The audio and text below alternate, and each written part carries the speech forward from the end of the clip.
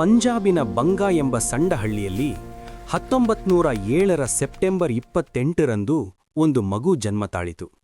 ಆ ಮಗುವಿನ ಕಣ್ಣಿನಲ್ಲಿ ಬಾಲ್ಯದಲ್ಲೇ ಅಸಾಧಾರಣ ಕಿರಣವಿತ್ತು.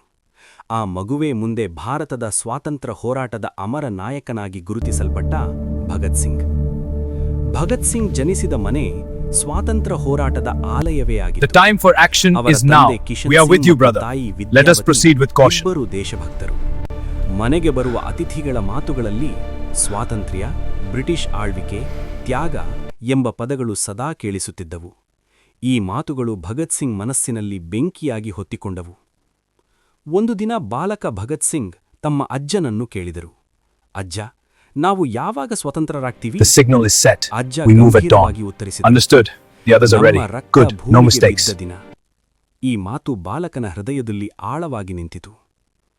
1919ರ ಜಲಿಯನ್ ವಾಲಾಬಾಗ್ ಹತ್ಯಾಕಾಂಡ ಭಗತ್ ಸಿಂಗ್ ಜೀವನದ ತಿರುವು ಬಿಂದು.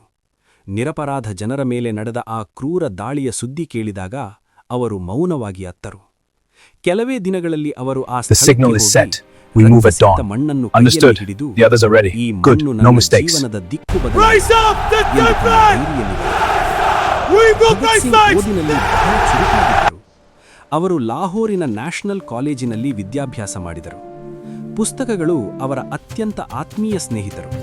ಲೆನಿನ್, ಮಾರ್ಕ್ಸ್, ರೂಸೋ ಮೊದಲಾದ ಕ್ರಾಂತಿಕಾರರ ವಿಚಾರಗಳು ಅವರ ಮನಸ್ಸನ್ನು ರೂಪಿಸಿದವು. ಆದರೆ ಅವರು ಕೇವಲ ಓದುಗರಾಗಿರಲಿಲ್ಲ,